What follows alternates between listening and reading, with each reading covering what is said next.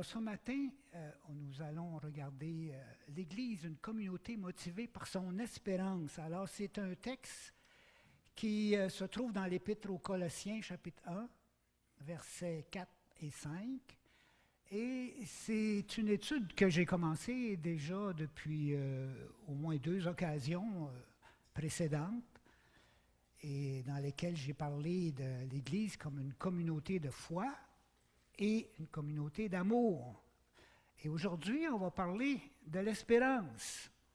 Alors l'apôtre Paul nous dit que la foi qu'on a en Jésus-Christ, la foi active, la foi vivante qu'on a en Jésus-Christ et l'amour qu'on a les uns pour les autres, eh bien, elle vient de l'espérance qui nous est réservée dans les cieux.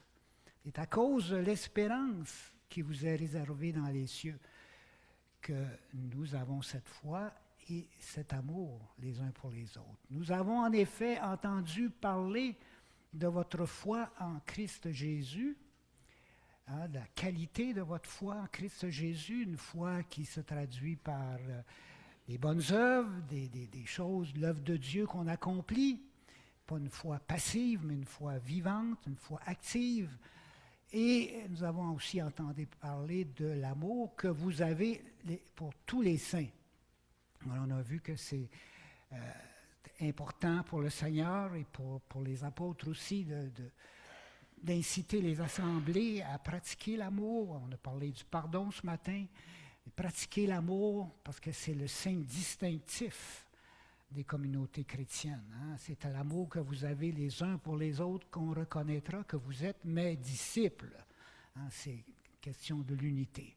À cause de l'espérance qui vous est réservée dans les cieux et que la parole de vérité, celle de l'Évangile, vous a précédemment fait connaître. L'Évangile nous a fait connaître cette grande vérité de l'espérance que nous avons en Jésus-Christ.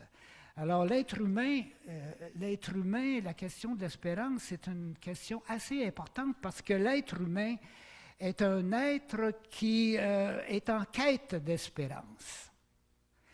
C'est un être qui est en tension. L'être humain est en tension, il est en action, il est en mouvement, il est agité par quelque chose. Il cherche, il regarde toujours en avant vers quelque chose à réaliser, quelque chose à accomplir, quelque chose qui va le mettre dans une meilleure position, un meilleur confort, un meilleur bien-être.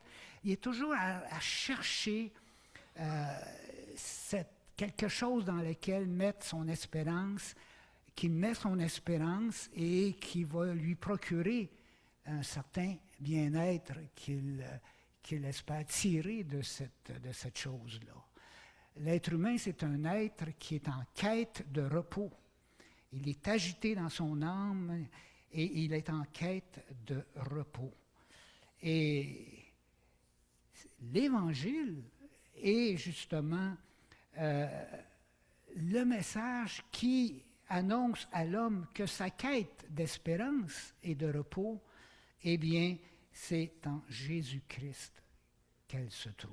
C'est là que toute sa quête va trouver son accomplissement, sa réalisation dans le Seigneur Jésus-Christ.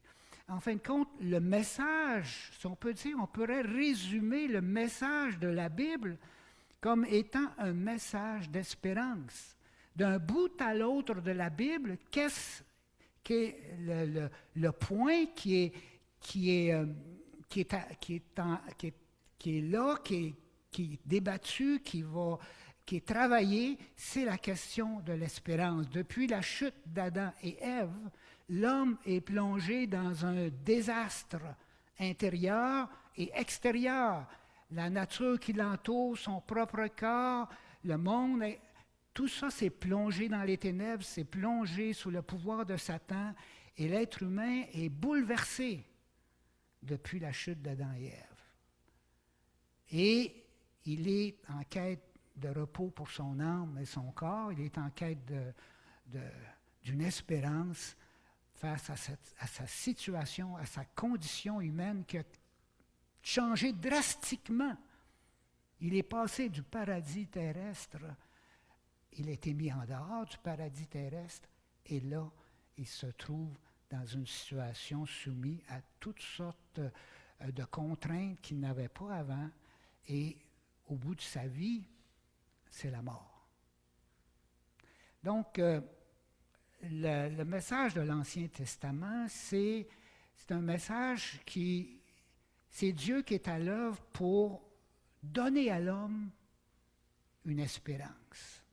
Et le message de l'Ancien Testament, c'est l'homme qui est en attente de la réalisation de cette espérance-là, qui regarde à Dieu pour que cette quête d'espérance, cette quête de repos lui soit donnée.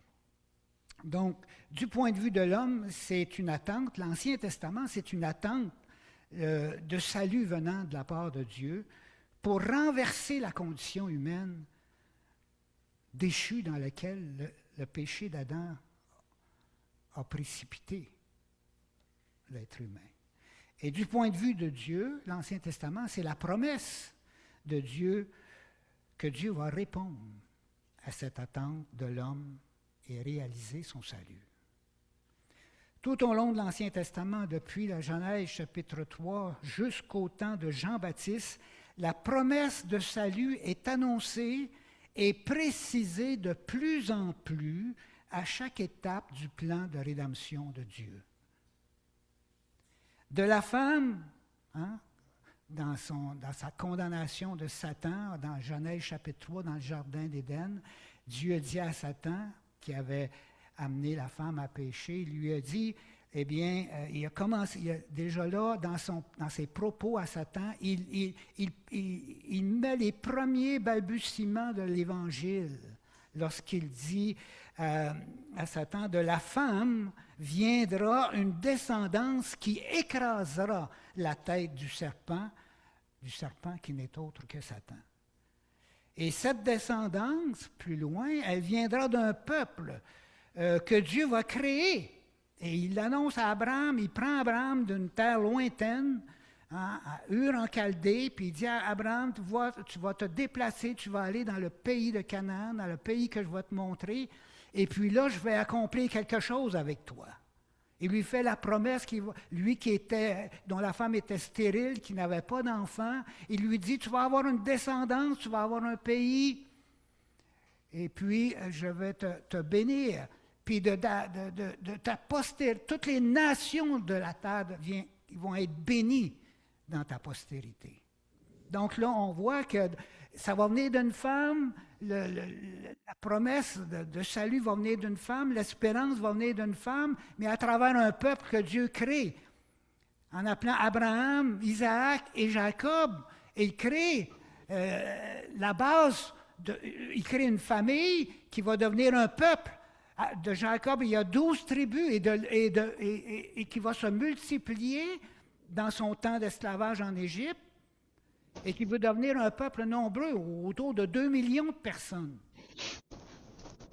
Puis plus tard, David est roi et Dieu annonce à David que la promesse de salut va venir de sa postérité à lui. Ça va être un roi, de la descendance de David. Dieu fait alliance avec David et lui dit, le roi qui va venir, le roi Messie, le roi sauveur, eh bien, c'est de ta descendance à toi qui va venir. Et puis, les prophètes de l'Ancien Testament bâtissent là-dessus et donnent de plus en plus de précision concernant cette promesse de Dieu qui va venir au secours de l'homme, qui va lui donner une espérance pour le sortir de sa condition humaine.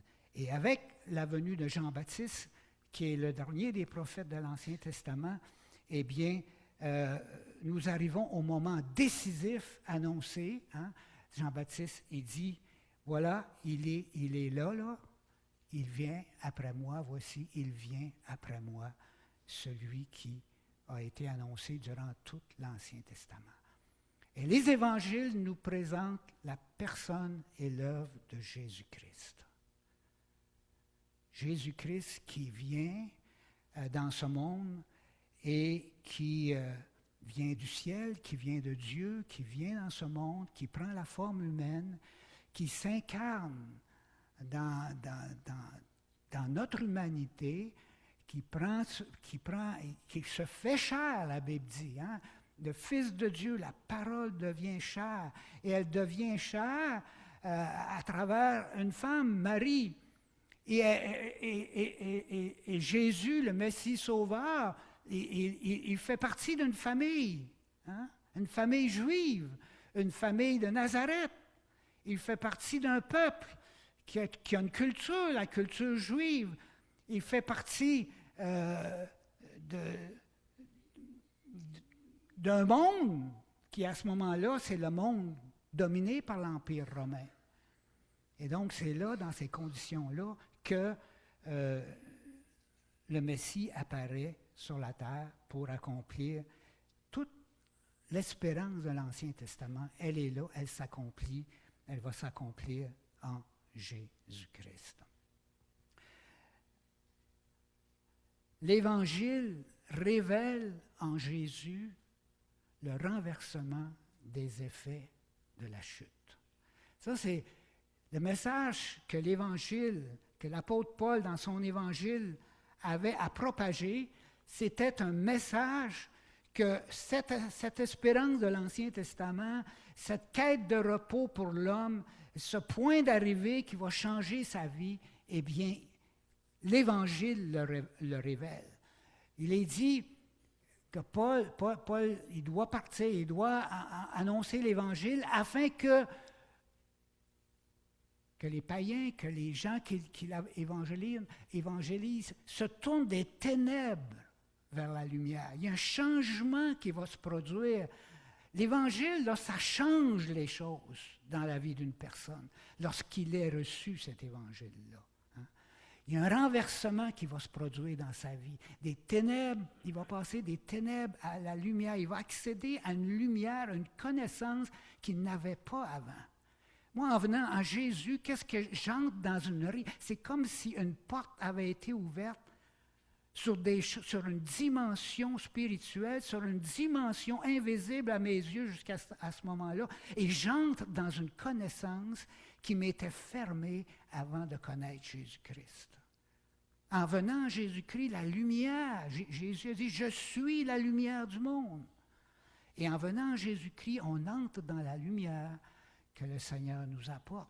Et nous passons des ténèbres à la lumière. Nous passons du pouvoir de Satan qui jusque-là dominait, mais par la mort, la résurrection de Jésus-Christ, le pouvoir de Satan est brisé. Il est encore à l'œuvre dans le monde, mais ceux qui viennent à Christ peuvent voir le pouvoir de Satan dans leur vie être brisé. Et Jésus l'a manifesté dans les évangiles. Combien de fois il a délivré des personnes qui étaient démoniaques, qui étaient sous l'emprise d'esprits méchants, on pense à ce démoniaque qui habitait dans les tombes, qui faisait peur à tout le monde, qui se déchirait. Quand Jésus est venu, il a maîtrisé les démons qui étaient en lui et il a libéré cet homme pour en faire un homme nouveau qui maintenant s'est mis au service du Seigneur. Délivré du pouvoir de Satan pour passer au pouvoir de Dieu, d'enfant de Dieu. C'est tout un changement que l'Évangile de Jésus-Christ nous accorde. Et qu'on reçoit le pardon de ses péchés, de nos péchés. Le pardon des péchés en Jésus. Un fardeau qu'on traîne avec nous. Le pardon nous est accordé. Tu es blanchi, justifié. Tu es prête à paraître devant le Dieu saint dont on a parlé ce matin. Le pardon des péchés et la cerise sur le gâteau, un héritage avec ceux qui sont sanctifiés. Voilà ce que l'Évangile va faire. Le pardon des péchés qu'on a traînés, et Jésus va nous purifier de ça. Et cet héritage avec ceux qui sont sanctifiés, voyez-vous, c'est le renversement. C'est comme si c'est là où on était en Éden, un lieu magnifique, eh bien, on l'a perdu. Mais au bout de la ligne, on a un héritage qui va être de beaucoup supérieur même à ce qu'il était à l'origine. Mais on va parler un petit peu de ces choses-là par la suite. Maintenant, en quoi consiste cette espérance, cet héritage, cette espérance qui vous est réservée dans les cieux? À cause de l'espérance qui vous est réservée dans les cieux. Alors ça ici, c'est une réalité qui est soulignée aussi, cette espérance-là, elle est dans les cieux. Alors ça, c'est important de comprendre que l'homme met beaucoup d'espoir, beaucoup d'espérance dans les choses du monde. Mais son espérance, il n'y a rien dans le monde qui va la satisfaire. Son repos ne peut pas être satisfait dans le monde. Et même quelqu'un qui possède les richesses de ce monde, qui possède une épouse, une famille, puis tout va bien, il y a dans son âme un vide profond.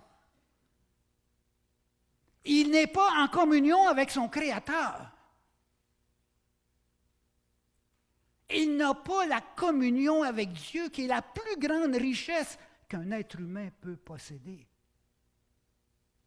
C'est dans les cieux que se trouve notre espérance, dans les choses spirituelles, dans les choses éternelles, mais dans des choses aussi qui vont être concrètes, un changement concret de nos conditions de vie humaine.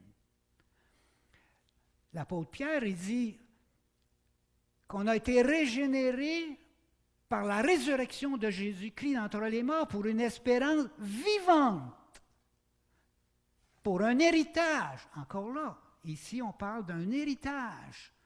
Un héritage qui ne peut ni se corrompre, ni se souiller, ni se flétrer, et qui vous est réservé dans les cieux. Cette espérance qui vous est réservée dans les cieux, on en parle encore ici, cette espérance, cet héritage qui ne peut ni se corrompre, ni se souiller, ni se flétrer, et qui vous est réservé dans les cieux.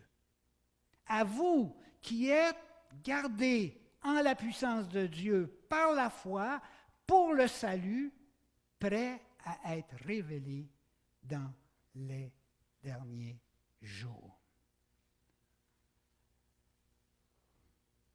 Il y a plusieurs aspects qui sont mentionnés dans le Nouveau Testament concernant l'espérance qu'on a en Jésus-Christ.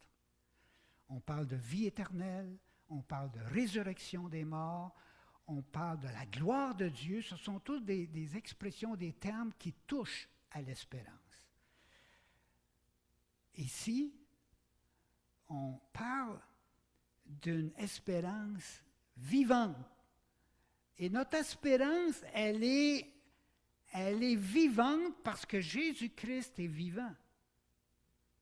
Notre espérance, elle est certaine et véritable que ce que Dieu nous promet, il va l'accomplir parce qu'il l'a déjà démontré en Jésus-Christ par sa résurrection d'entre les morts. Et la résurrection de Christ est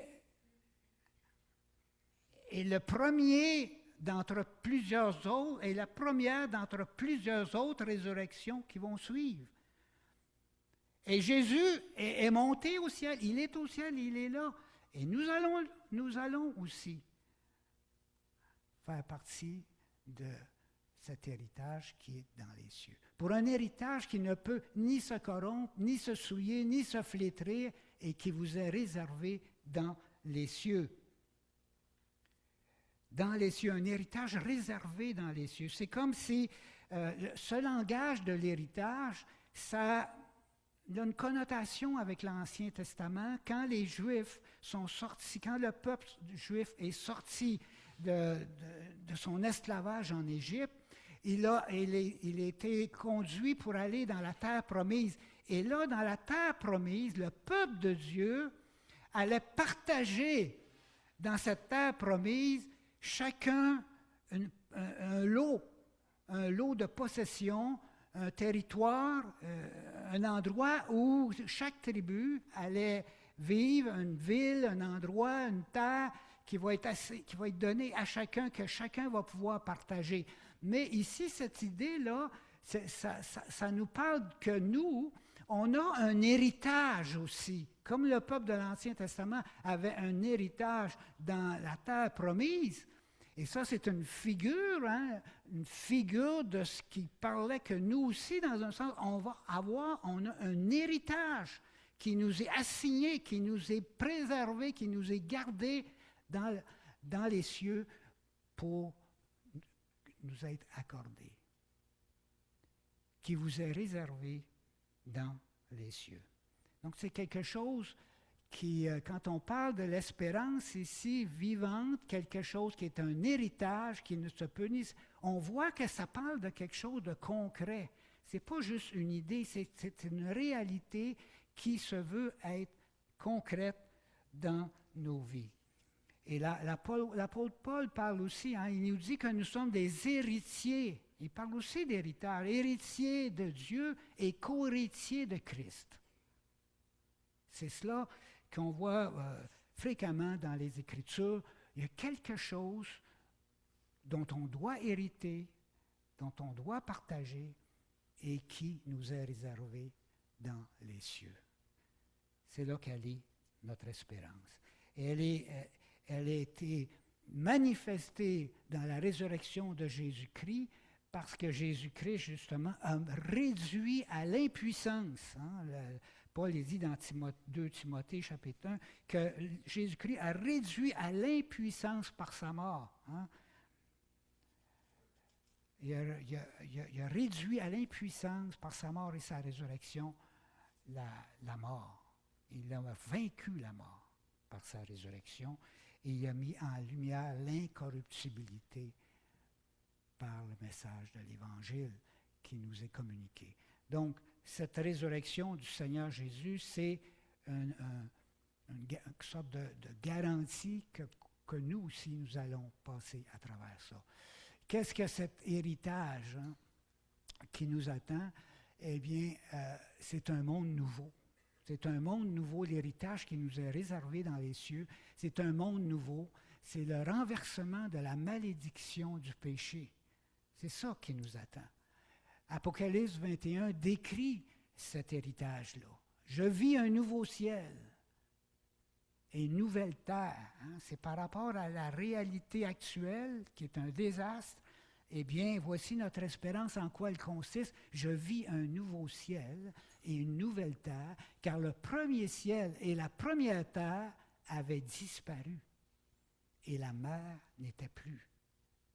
La mer, un symbole justement d'angoisse, de naissance de toutes sortes d'êtres ou de monstruosités ou des nations qui s'entretuent les uns les autres. Tout ça s'est disparu. Et je vis descendre du ciel d'auprès de Dieu la ville sainte, la nouvelle Jérusalem, prête comme une épouse qui s'est parée pour son époux. Une nouvelle Jérusalem, très différente de celle qui existe. J'entendis du trône une voix forte qui disait « Voici le tabernacle de Dieu avec les hommes. Il habitera avec eux, et ils seront son peuple, et Dieu lui-même sera avec eux. » C'est tout un changement. Dieu qui visitait l'homme dans le jardin d'Éden, l'homme a été chassé de cet endroit, de ce sanctuaire-là, mais il va retrouver dans la cité céleste de Dieu, l'homme va retrouver justement le lieu de la présence de Dieu avec qui il va être. Voici le tabernacle de Dieu avec les hommes. Il habitera avec eux, ils seront son peuple, et Dieu lui-même sera avec eux. Il essuiera toute larme de leurs yeux. La mort ne sera plus, et il n'y aura plus ni deuil, ni cri, ni douleur, car les premières choses ont disparu. C'est un bouleversement complet, un renversement de la malédiction du péché qui nous est réservé dans les cieux avec cet héritage, dans cette participation dans la ville céleste. La destruction, qui s'en vient, c'est la destruction de l'ordre ancien pour laisser place à l'ordre nouveau. 2 Pierre 3, 7 nous dit « Les cieux et la terre actuels sont gardés en réserve pour le feu. » Imaginez, nous, notre héritage est gardé en réserve dans les cieux et elle va descendre des cieux au moment opportun choisi par Dieu dans toute la planification de son plan de rédemption. Mais les cieux et la terre actuels sont gardés en réserve pour le feu, en vue du jour du jugement et de la perdition des impies. Le jour du Seigneur viendra comme un voleur, et à ce jour-là, les cieux passeront avec fracas, les éléments embrasés se dissoudront, et la terre, avec les œuvres qu'elle renferme, sera consumée. Ça va être la fin de ces conditions humaines si déplorables et qu'on voit actuellement dans le monde, une détérioration des conditions humaines, il me semble que c'est quelque chose dont on atteint des sommets actuellement dans la détérioration des conditions humaines, que ce soit au point de vue international, que ce soit au point de vue de la température. Des fois, on regarde sur TV5 ce qui se passe en Europe. Le Portugal, l'Espagne sont envahis par des quantités d'eau qui viennent puis qui submergent. Et puis on voit des endroits, des températures. La Terre est en bouleversement, la nature est en bouleversement. Et les hommes sont en train de refaire l'ordre politique mondial d'une autre façon où le droit n'a plus sa place, mais c'est la loi du plus fort qui règne. Et vous savez ce que Jésus a dit concernant les jours qui vont précéder la venue du Seigneur. En ce temps-là, les hommes seront comme au temps de Noé. L'humanité va vivre dans un climat, dans une atmosphère qui va ressembler aux jours de Noé. Puis les jours de Noé, c'était pas drôle, les jours de Noé, c'était rendu tellement violent, tellement corrompu, tellement la méchanceté était là, tellement l'indifférence envers Dieu. Les hommes vivaient leur vie matérialistement et sans penser à Dieu, oubliant Dieu et s'entretuant les uns les autres. Et Dieu a dit, c'en est assez. Je ne peux plus tolérer cet état de choses chez les humains. Et Dieu, avec Noé, qu'est-ce qu'il a fait? Il a fait le déluge qui a rasé toute cette humanité, sauf une famille de 8 personnes avec laquelle il va rebâtir. Parce que son plan, c'est de sauver l'humanité. Ce n'était pas de la détruire. Depuis la chute d'Adam et Ève, Dieu a fait un sursis, a donné un sursis. Si Dieu était intervenu immédiatement au moment où Adam et Ève ont péché, il n'y aura pas d'humanité. Il n'y aura pas d'humanité. Mais Dieu a fait un sursis. Pourquoi il a fait un sursis? Parce qu'à travers ce sursis de temps, il s'est donné du temps pour que celui qui avait désigné avant la fondation du monde, dans sa prévoyance de la chute humaine, puisse venir dans le monde et à travers le plan de Dieu, arriver jusqu'à ce qu'il vienne dans le monde. Donc, si ce monde dans lequel on est va être remplacé par un monde nouveau, puisque tout cela, verset 11, est en voie de dissolution, combien votre conduite et votre piété doivent être saintes. Ça doit nous saisir, ça doit nous porter à revoir nos vies, nos existences, comment on est devant Dieu aujourd'hui. Attendez et hâtez l'avènement du jour de Dieu, où les cieux enflammés se dissoudront et où les éléments embrasés se fondront. Mais nous, les croyants, le peuple de Dieu racheté en Jésus-Christ, nous attendons, selon sa promesse, de nouveaux cieux et une nouvelle terre où la justice habitera. C'est tout un contraste, c'est tout un contraste qui nous est offert, qui nous est donné. La destruction de l'ordre ancien pour laisser place à un ordre nouveau. C'est ça ce qui nous attend dans les cieux. Quelle est la relation entre la foi et l'espérance? Parce qu'on a dit dans le verset que la foi, l'amour, à cause de l'espérance qui vous est réservée dans les cieux. Mais on voit très bien dans le chapitre 11, du verset 1 et verset 1 de l'Épître aux Hébreux, or la foi, c'est quoi? C'est l'assurance des choses qu'on espère, des choses qui sont espérées. C'est l'assurance d'une promesse, c'est l'assurance de quelque chose qui nous a été promis par Dieu et qui va s'accomplir. Comme Abraham, il lui avait été promis une postérité, alors même que tout ce qu'il voyait, c'est que sa femme était stérile, lui n'avait pas d'enfant, mais Dieu lui a dit, regarde les étoiles du ciel, telle sera ta postérité. Puis Abraham crut Dieu. Il a cru en cette promesse de Dieu. Et Dieu a réalisé sa promesse. La foi, c'est l'assurance des choses espérées, d'une espérance, d'une promesse qui a été faite par Dieu. Elle n'est pas encore là, elle n'est pas encore réalisée, mais nous l'attendons. Nous l'attendons avec persévérance, avec foi.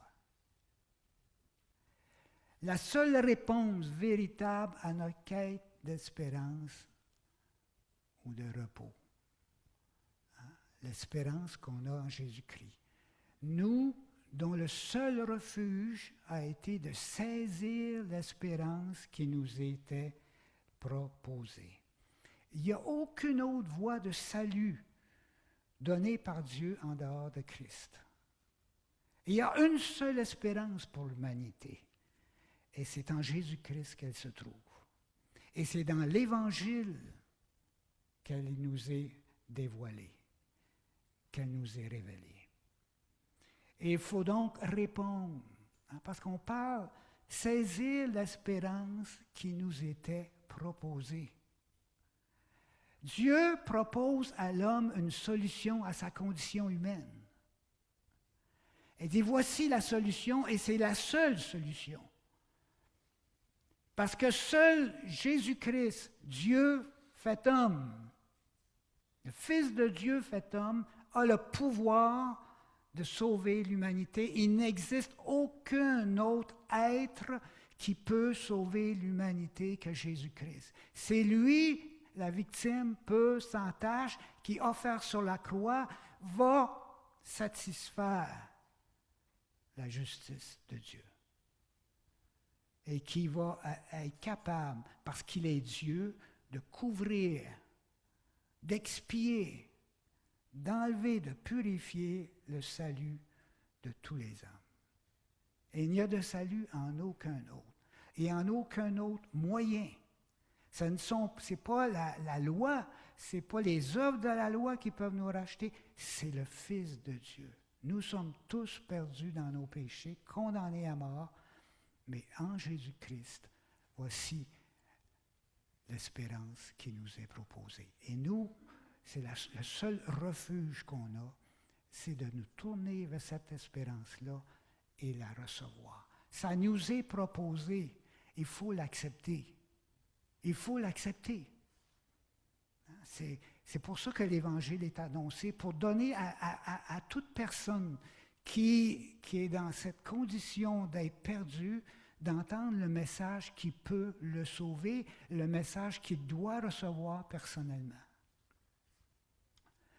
Cette espérance, nous l'avons comme une ancre solide et ferme pour notre âme. Elle pénètre au-delà du voile, là où Jésus est entré pour nous comme un précurseur, devenu souverain sacrificateur pour l'éternité, selon l'ordre de Melchisédek. On a de l'assurance parce que Jésus est ressuscité, il est monté au ciel, et il est là, et c'est lui, c'est là l'ancre de nos âmes. Elle se situe là, dans les cieux, où Jésus est entré pour nous comme précurseur. Précurseur, ça veut dire c'est celui qui vient avant que les autres viennent. Le précurseur, c'est le précurseur d'un groupe. Et ce groupe-là, c'est ceux qu'il a rachetés. C'est ceux qui ont accepté la proposition de Dieu. Et il est entré là pour nous, il intercède pour nous, et il y a une relation étroite entre Christ et nous qui avons cru en lui. Confessons notre espérance sans fléchir, car celui qui a fait la promesse est fidèle. C'est Dieu qui nous a promis ça. Et Dieu n'est pas menteur. Et il nous a donné l'Évangile et il nous dit, sur la base de toute personne qui reçoit ma bonne nouvelle, mon Évangile de salut, eh bien, je lui donne la certitude qu'il va recevoir le salut, la vie éternelle. Donc, Jésus-Christ est là, il est entré pour nous et il est au ciel. Et il intercède. Il attend que Dieu lui donne le signal de... Comment est-ce qu'on se voit aujourd'hui? Comment est-ce qu'on est appelé à se voir, nous, aujourd'hui, qui avons une espérance qui est dans les cieux?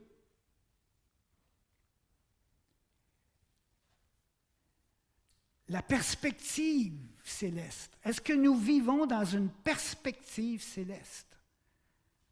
Où nous sommes encore sous les nuages d'une espèce de bulle dans laquelle on est prisonnier sur terre. Notre vision, où est-ce qu'elle est notre vision? Est-ce qu'elle monte plus haut? Je te montrerai également, chapitre 4 de l'Apocalypse. Monte plus haut et je te montrerai ce qui doit arriver dans la suite des temps. Les patriarches de l'Ancien Testament avaient une vision céleste et non terrestre. Même ces hommes-là, ils accomplissaient le plan de Dieu sur terre, mais leurs yeux étaient célestes, étaient dirigés vers le ciel, étaient dirigés vers Dieu, vers l'espérance promise par Dieu. Ils savaient qu'ils n'étaient que des instruments de Dieu dans le plan de rédemption de Dieu pour arriver à la vraie réalité. La terre promise, c'est une étape, c'est pas la fin des choses. Jérusalem, c'était une étape, c'est pas la fin.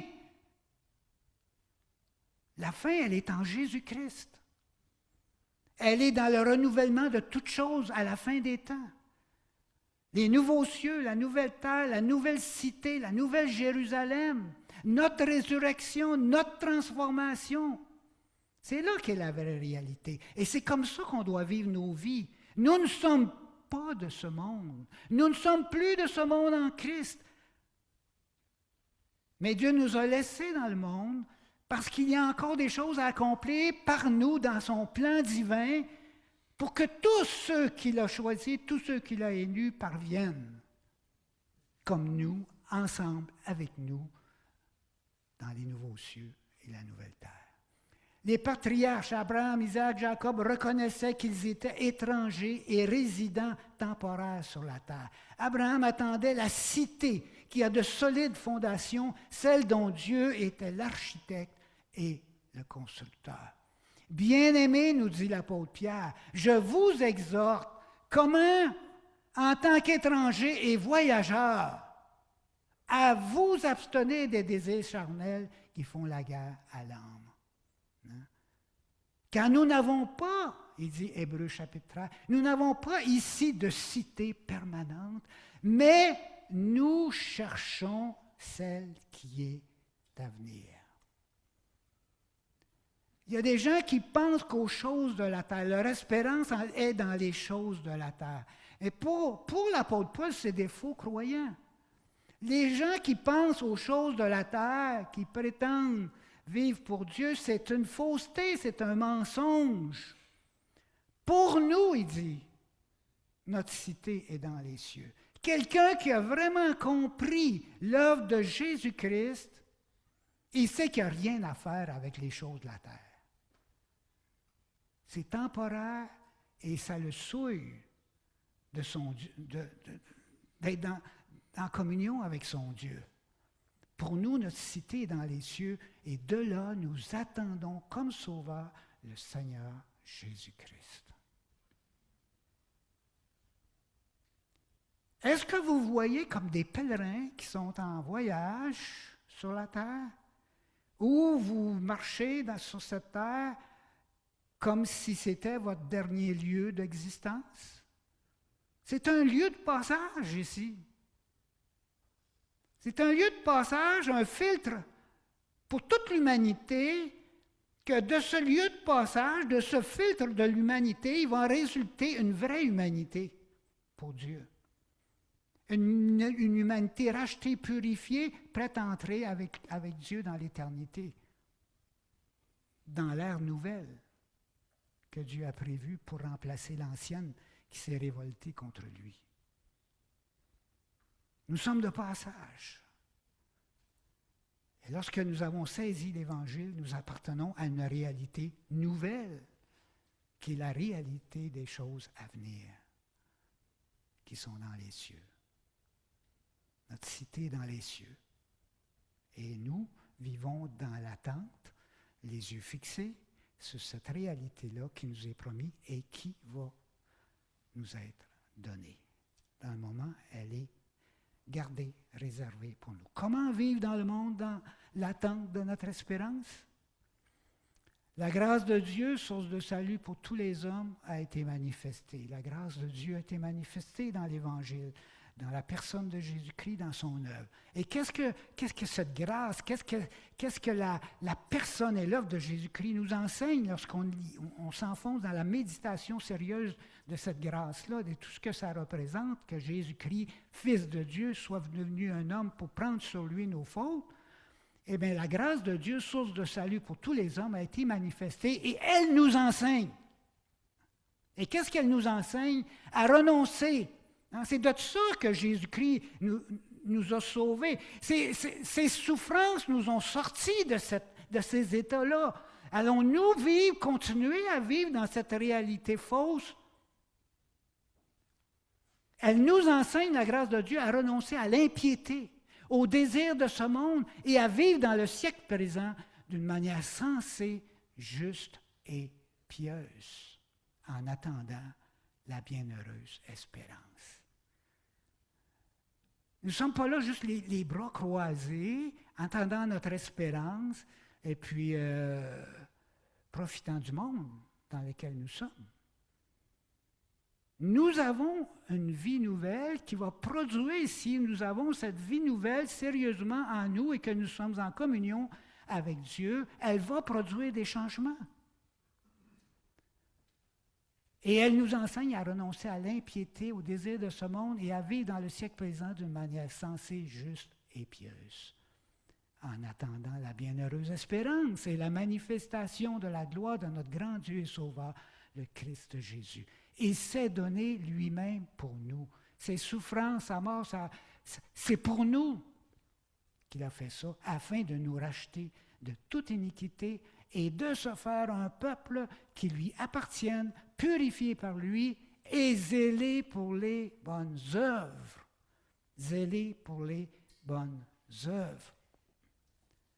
On n'est pas là, les bras croisés, en regardant notre espérance. On est là comme tous ceux qui nous ont précédés, qui sont des hommes et des femmes de foi. On participe à l'œuvre de Dieu, on s'investit dans l'œuvre de Dieu pendant notre passage sur terre pour que le plan de Dieu s'accomplisse par nous selon les œuvres qu'il nous a destinées à chacun de nous à accomplir et des œuvres préparées d'avance. J'utilise un petit schéma ici qu'on voit dans Timothée Keller qui utilise ce genre de choses-là. Les deux erreurs du croyant dans le monde. C'est quoi ces deux erreurs? Le vrai croyant, là, c'est celui qu'on vient de voir, là. Il renonce dans le monde à l'impiété, au désir de ce monde, et il vit d'une manière sensée, juste et pieuse. Il a les regards fixés vers l'avenir, vers son espérance, et il est zélé pour les œuvres bonnes. Mais quelqu'un qui a mal compris son état spirituel devant Dieu, ce croyant-là, c'est quoi ces deux erreurs qui peuvent se produire? D'une part, il parle d'une sous-adaptation. Sous-adaptation de ma vie dans le monde en tant que croyant, c'est quoi? Ben, j'ai une espérance et puis, je me tiens vraiment à l'écart du monde. Je suis replié sur moi-même, indifférent aux autres, à ce qui se passe dans le monde, distant, craintif de tout ce qu'il y a, fermé aux autres, critique, négatif du monde et de ce qu'il y a là, même sectaire.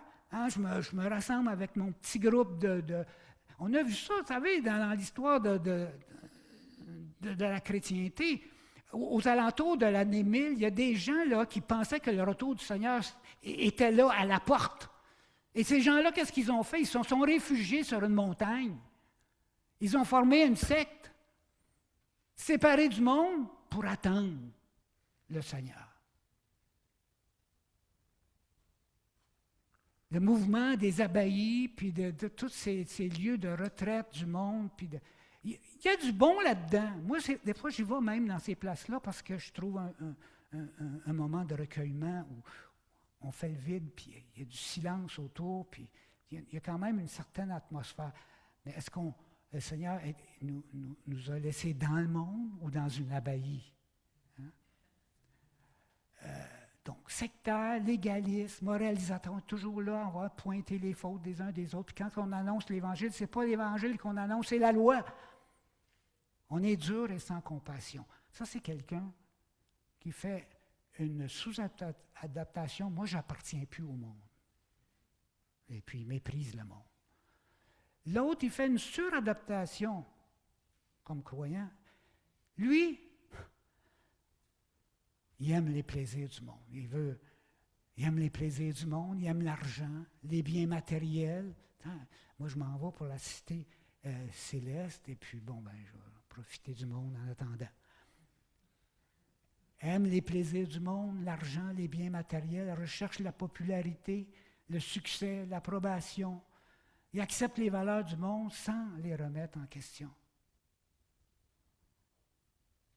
Ce n'est pas le croyant qui attend vraiment, et il se complaît dans le monde. Il est bien là-dedans. Alors, notre vrai portrait, c'est là. On est dans le monde, mais on fait les œuvres de Dieu, mais en même temps, on est critique par rapport avec la parole de Dieu pour vivre une vie qui est sensée, qui est juste et pieuse à la gloire de Dieu. Mais on s'investit dans le monde, quand même. Et je termine avec cette pensée-là. S'investir pour Dieu lors de notre passage sur la terre. S'investir pour Dieu. Je t'ai glorifié, une parole de Jésus qui dit, je t'ai glorifié sur la terre. J'ai achevé l'œuvre que tu m'as donnée à faire. Et maintenant, toi, Père, glorifie-moi auprès de toi-même, de la gloire que j'avais auprès de toi avant que le monde fût. Il s'est dépouillé de la gloire, le Seigneur, pour venir dans le monde, dans la réalité humaine telle qu'elle était, pour accomplir une œuvre, notre salut. Et là, il l'accomplit et il retourne à la gloire qu'il avait avant la fondation du monde. Mais c'est le même pattern que Dieu nous appelle à vivre en venant à Jésus-Christ. Nous aussi, nous sommes appelés à passer dans ce monde en vivant pour Dieu et pour sa gloire. Ainsi, mes frères bien-aimés, soyez fermes, inébranlables, progressez toujours dans l'œuvre du Seigneur, sachant que votre travail n'est pas vain dans le Seigneur. Pourquoi notre travail n'est pas vain dans le Seigneur? Parce que nous avons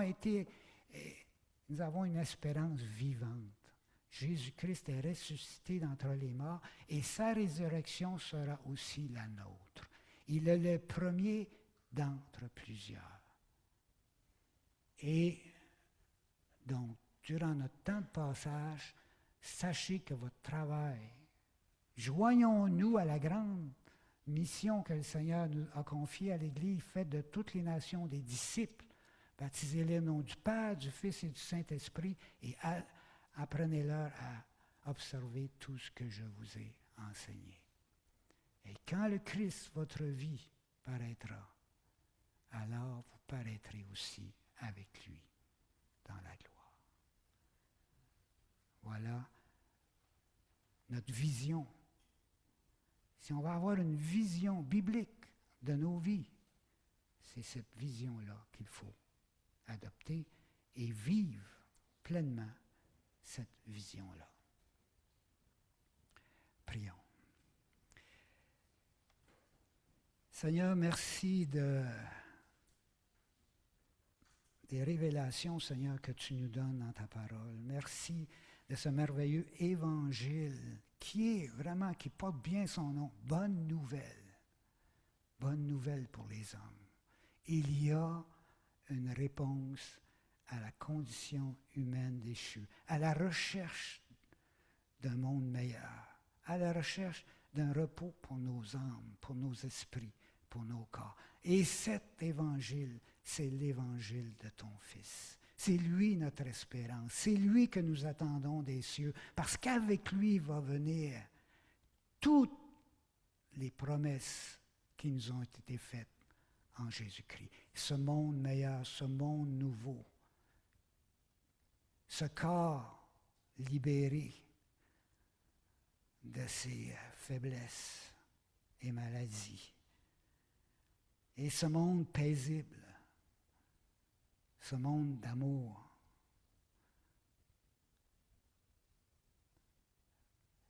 Et, Seigneur, on attend ces choses-là, on vit ces combats-là, c'est notre réalité maintenant. Mais nous savons que nous avons quelque chose de grandiose qui nous est réservé. Et Seigneur, nous te disons merci d'avoir accepté de souffrir, de mourir pour nous, d'être passé dans ce monde pour accomplir le plan de rédemption qui avait été prévu d'avance avant la fondation du monde, pour que nous soyons partie prenante de cette réalité nouvelle. Merci et gloire à toi. Et Seigneur, que ton Esprit Saint que tu as mis en nous aide à marcher dans la vision des hommes de Dieu, de la parole de Dieu, une vision axée vers l'avenir, vers la cité qui est dans les cieux, mais tout en étant dans ce monde, étant actif pour toi, pour te glorifier par les œuvres que tu as préparées d'avance pour chacun de nous. Gloire et louange à toi, ô Dieu. Tu es vraiment merveilleux, grandiose. Et ton évangile, Seigneur, aide-nous à la propager, à la faire connaître. Et ceux à qui nous parlons, Seigneur, que ton esprit vienne les convaincre de la vérité de l'évangile pour qu'ils soient sauvés. Nous te prions au nom de Jésus. Amen. Alors, bonne semaine à tous.